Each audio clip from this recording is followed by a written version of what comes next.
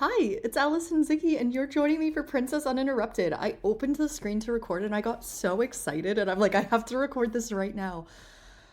Man, I'm so excited because I've been in the throes of creation, but it's been through writing my book and it's been through creating an entire product line of planners and journals and stickers and launching at a holiday market and just the way that I've been pushing myself creatively.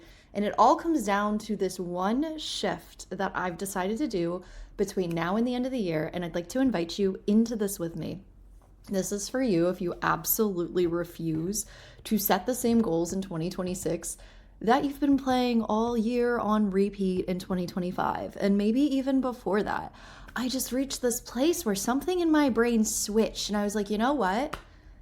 Next year actually gets to be different, and not in a lip service way, not in a way where you say it and then you forget about it come January 30th and the New Year's resolutions don't hit and it doesn't work. And no, I'm not available for that. And if you're listening to this, I'm transferring some of this energy to you. Like, I am sending this to you right now so that I can light that little spark that is in your heart that reflects your soul's truth of what you're here to create and what you're here to do. Everybody I've talked to has some secret dream or some little thing that they've always wanted to follow through on, this thing that is so important to them, this thing of if I could do anything, I wish that I could do this.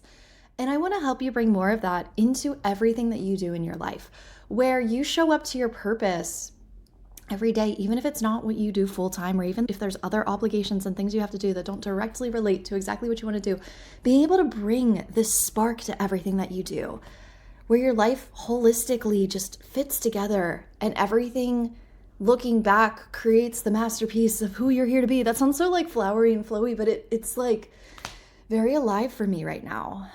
So let's talk about where I've been. Oh, I've missed the podcast. I do have some can I just talk openly? We're catching up. The first thing that I want to catch you up on is every year at the start of the year, I always take screenshots of where I'm at metrics wise, in terms of my TikTok, in terms of my Instagram, in terms of podcast downloads, website views. I always like to get a snapshot of just how things are growing. The podcast has officially doubled. My TikTok has officially tripled. Instagram grew more this year than it had in any previous years past. Clients are up. Things are really growing in a way that feels tangible and real. You can really accomplish anything that you set your heart out to do, and it takes time. I started my business. I got the idea, honestly, downloaded to me in 2018. If you read my book, you know that right after what followed was getting misdiagnosed as bipolar. So that really kind of crumbled my faith for quite some time. And I've been writing the book, and I've made a commitment to myself to set a 10-minute timer every day to just write. I'm finishing writing the book this year. I might still space out when I'm distributing it, but I really want to create a daily writing commitment to myself as part of my daily ritual of how I show up, of part of my creative side of the bargain. This is a co-creative process, but the part that I can commit to is I can show up for 10 minutes. I'm sorry, if my TikTok screen time filter is 15, I can spend 10 minutes writing. And part of doing this for me, I'm not super structured. I'm not an earth sign. I'm not super organized in the way that people think that I am. I come off that way because I do have a grounding presence, but that's because of all the mindfulness and energetic and subconscious work that I've done. So that's not part of my nature. I'm not type A at all. I'm much more type B. I'm not unorganized by any standards, but I just want to preface this because whenever I talk about planners, people are always like, oh, I'm not that organized. I wish that I could be. I think sometimes we typecast ourselves. I'm not like that. I can't do this. But that's not what this is meant to be. This is meant to be a grounding exercise. So it gives you permission to just be where you're at when you make these little commitments to yourself. But for me, what feels really aligned is the 10 minutes a day. And it was challenging. I'm writing about some of the most heartbreaking experiences of my life. I read back to some of the things that I experienced when I was misdiagnosed, and it's really hard to read. It's really hard to read what I was experiencing. It's really hard to read what I put my family through. It's really hard to write about an experience that I've since outgrown and I know how ends looking back in hindsight, but writing about it and doing the story justice and being in integrity. But the truth is, I have other things that are trying to flow through me, and they're never going to flow through if I keep setting the same goal every year to finish the book. So I'm not going to promise that I'm going to publish the whole thing, but I'm going to finish the story. I am going to finish writing this before the end of the year so that I can set a better version of the goal for next year. So that the goal is to publish my book. The goal is to find an editor. The goal is to like release this into the world. And I know that this isn't just on me, this is co-creative, but there is a commitment on my side of the part of what I need to do. And can I finish this if I just write in 10-minute increments every day? Honestly, probably. But what happens whenever you sit down and you just say, I'm going to do this for 10 minutes, is that oftentimes you find yourself wanting to work on it longer. Usually, I am the kind of person who's very deadline motivated. So if I have a deadline, I will get in like inches before when it's due. I just like need that time crunch pressure. I am kind of a procrastinator, but this is something that's really important to me. But my confidence has recently really improved with my ability to hit deadlines because of what I just accomplished for this holiday market. So I want to, if you're watching this, I'll give you the pleasure of seeing the products in person. But if you're just listening, that's perfect as well. I created a product line. It has 4 different journals and 4 different planners. And this isn't meant to be an infomercial in the middle of a podcast. I'm not like about to dive into the details of all of them, even though they're freaking spectacular. And if you are looking to take a dry month or go on a solo trip or have a birthday in the year of 2026, the new products are going to blow you away. Like every question in there is intentional. But what I really strove to do was like create a cohesive product line where all the colors went together, all the fonts are the same. I had never studied design, so I had my designer like on call with me for hours. I probably put hundreds of hours into these products, just getting it right and making sure that it looked like something that I would be proud to have on a shelf and something that I felt like I could promote honestly and get my full energy behind. It was a lot of early mornings. I'm a morning creative. I'm not a late night kind of girl. Like bed by 10, like the latest, like sometimes 11, but if I go to bed past midnight, I'm feeling woozy the next day. That's just the way that my mind works because I like to wake up early. So for me, what felt the most aligned as I was creating during one of the busiest times of the year where I had family in town, where I had like different jobs that I was doing, I had like all these obligations, I had client calls, I had all these things that I was doing. I was waking up at 5 a.m. every morning to work on these journals and the planners first thing. And I was taking my iPad with me everywhere so that in my moments of downtime, I was able to create the designs. I was thinking intentionally about everything that I wanted to be included. But what I share this for is like this deadline of the holiday market really pushed me. It pushed me so much, and it pushed me in ways that I had to really confront my limiting beliefs about why I didn't think that it was possible to create it. And I wrote about this on my Substack where I just really anchored in and appreciated the moment. It made me look at my gifts differently. Like it made me look at my purpose and what I had been striving to create differently, where I was able to look back and be grateful for it as opposed to feeling like it was a curse or something I wanted to wish away or something that was inconvenient that I had just been harboring. And it was the first time that I just felt like so grateful that these gifts chose me, that these desires chose me, that these products that are divinely downloaded chose me. I look at my life and I was just able to see like why this was meant to flow through me, why I was the person to make the solo travel planner because of what solo travel has given me, but because of the way that I could communicate this transformation through the vehicle of a planner in a way that I don't think anybody else on the planet could do. And there's likely something within your own life that you're being called to do, whether it's sharing about what you do in a way that inspires people or just bringing more joy to everything. Whatever your desire is that is on your heart, it's on your heart because you are the unique blend of energy that can bring this forth into a world that's going to have a larger impact than anybody else could. It's more authentically true to you than it would be to anybody else who tried.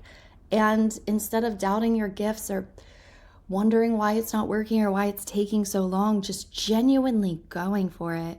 And I uploaded this video where it was me like at 6:30 in the morning. Like I said, morning person, this would probably be like the equivalent of like, you know, like 2:30 in the morning, but it was like 6:30. So it's kind of hilarious where my hair's all over it. I'm just like having a mental breakdown. I'm just like, I can't do this. I'm going to humiliate myself at this market. I'm not going to have any products to show. Like my mind was making it so big. I was like, oh my gosh, how am I going to get these products printed? What am I going to do?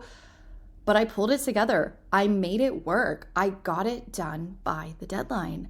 And when I saw the products, I was so proud of myself. When I showed up at that market, I was so proud of myself. And it wasn't about the sales at the market. It was about getting my name out there. It was about following through on a commitment that I made to myself. I know the sales are coming. I know these products are going to be in the hands of so many people. They had to exist first. And that deadline was one of the biggest blessings I could have ever asked for. And pushing myself to do something that was so outside of my comfort zone. When I said yes to the market, I was not the kind of person who was ready to work a market at all.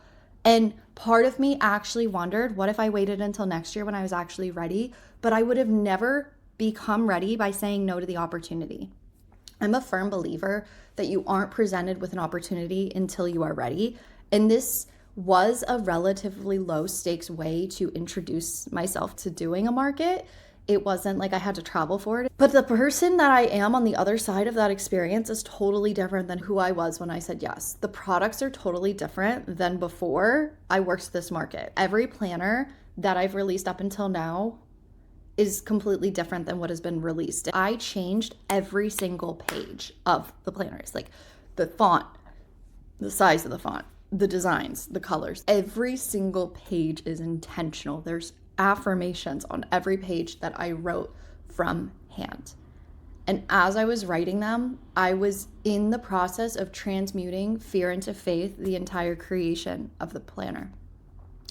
And that was very real. There was a day and I was like, I can't infuse this energy into the planner. One of my best friends, mentors, somebody who's so incredibly supportive in my life, she's like, all right, I'm sending Reiki to the planner.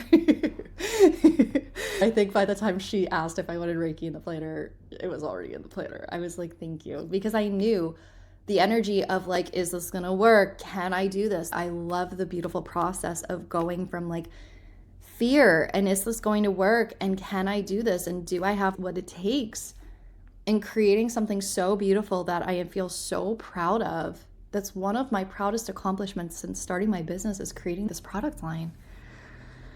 Was just divine alchemy. And to break habits that had been holding me back for the past few years, I always feel this really big push towards the end of the year where I want to do so many things. And I think back to 2023. I had just left corporate. I had just gone to Malibu and I was like crying because I was so lost. I was so lost. Oh my gosh. And I had come back and I was like, okay, I know what I'm going to do. And I did a goal detox. And it was like 5 or 7 days of Instagram lives. And it was so exhausting that I didn't even have any interest in doing, like I didn't have the capacity to work on my business for another 3 weeks in January.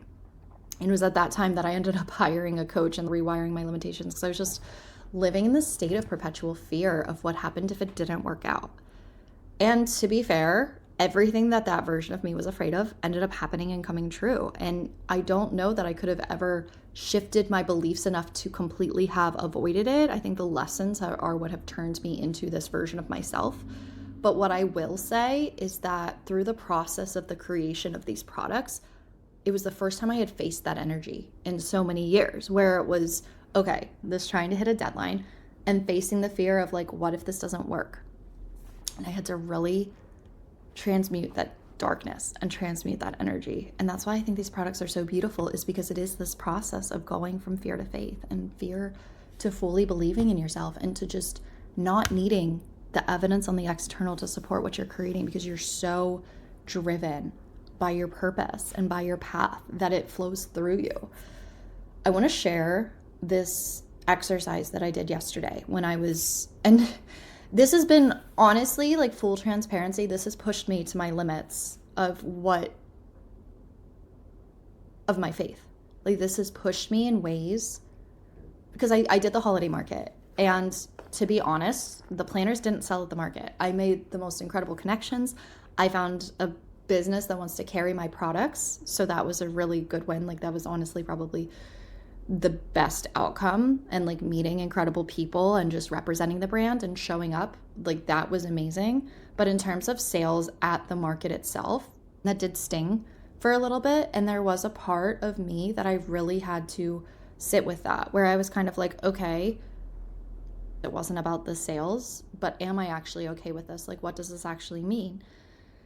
And I had to transmute the energy.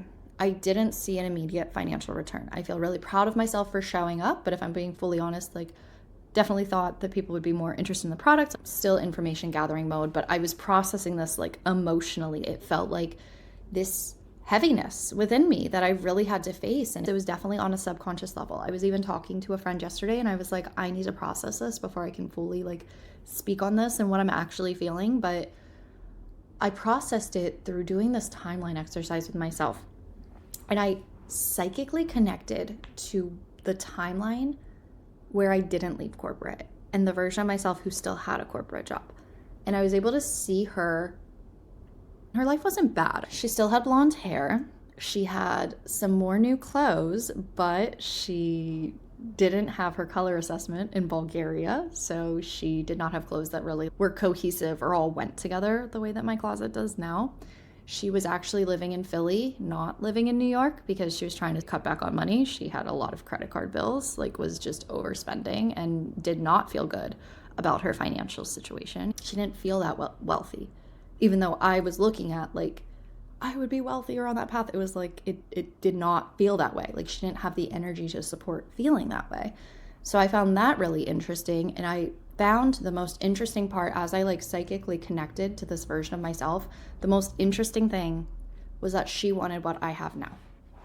She wanted to go full-time in her business. She was really resentful that she wasn't. And she just wanted to spend time working on things that were the most important to her. She felt like a failure in a lot of ways. And she was judging herself for how long it had taken. And so tapping into this energy and really feeling into this, I was like, I'm exactly where I'm meant to be. Like life may not be perfect, but if I look at it, I'm kind of experiencing up-leveled versions of those challenges that she was experiencing. And I'm farther along on the path. And it gave me an appreciation for all the risks that I've taken to get here. But it also just reiterated the calling doesn't go away. Like you may face challenges in the pursuit of your calling, but that doesn't mean that it's the wrong path. It doesn't mean it's not where you're supposed to be. It doesn't mean that you took a wrong turn. It doesn't mean that you're not doing enough. It just means that's part of the path. Like the challenges in your path are your path. That is the point. It's the person that you become as a result of facing the challenges that are on your path. And that was a huge lesson for me as well, really appreciating who I've become as a result of the challenges that I faced. And that was what I really took away from that exercise. So all of this to say, sometimes you don't get the outcome that you think that you're going to, or sometimes you're faced with what you don't want. But I wouldn't have had it any other way. If I knew that I still wasn't going to sell a single planner at the market, I would have still showed up the way that I did. And this isn't the end. In fact, I've just been saying like this is the kickoff of starting to promote these products digitally, which is how I mainly sell anyway. But then I got invited to work another market. This is just an opportunity. It was really just a huge learning experience that I'm so incredibly grateful to have been a part of. And I feel so inspired for what's next. This is what you need to do if you feel like you have these goals that have just been lingering, that haven't been coming to fruition, that like you've wanted to happen for years but have remained out of reach. It's really deciding, I am not setting this goal again next year. And there's enough time where you can still actually make that a reality. There's still 2 weeks left between now and the end of the year. And I personally plan on making the absolute most of them so that I can show up to 2026 as the version of myself who I know that I'm capable of being. Now, let's say if you're like, Allison, I'm listening to this, it's already 2026. Did I miss out? No, because you define time and you get to decide what's real for you. You can decide that your birthday is the start of the new year. You can decide that you go by the new year of the lunar cycle. You can decide that you go by the astrological new year, which starts in March. I do believe that the changing of the years is arbitrary if it doesn't feel significant for you. And if that's like just an arbitrary deadline that you're like, I don't need that, fine. But for me, I work really well with deadlines. And so this feels like a significant challenge that I can pose to myself to be like, you know what? I still have the power to change the outcome of what I did this year. I can look back and say 2025 was the year that I've created my first product line and finished my book. And that's what I plan on saying. And that's why I'm going to work on this tirelessly between now and the end of the year. I talked to my friend and I was also saying, like, I want to show up relentlessly through the end of this year. Not in terms of just forcing or masculine energy of overdoing it, but in terms of like devotion to self, like getting back up every time I get knocked down. I'm feeling really called to just pour into myself through my rituals, through subconscious learnings, through tuning into teachers who make me feel really good, through devotion to my journaling practice, through EFT tapping, through rewiring limiting beliefs, through just stepping up my game in terms of those things that maybe fell to the side when I was like deep in creating all these new products. Do you know what I mean? It's kind of like finals week. I want to really get back to me, but I also want to keep creating. I want to create more stickers and I want to see what I'm capable of and what can really change between now and the end of the year. So I hope you found this inspiring. Make sure you check me out on Instagram and TikTok, creating all kinds of videos. And check out the planners. If you purchase a planner between now and December 31st, you actually get an invite to my exclusive Love Winter Manifestation Workshop, which we're doing on the first day of the year. So I would love to have you as a part of that. I'll include all the details below so that you can check out all the products and the entire site. I love you so much and I'm so happy you're here and I can't wait to help you ring in the best year of your entire freaking life so far. Okay, I love you. Bye.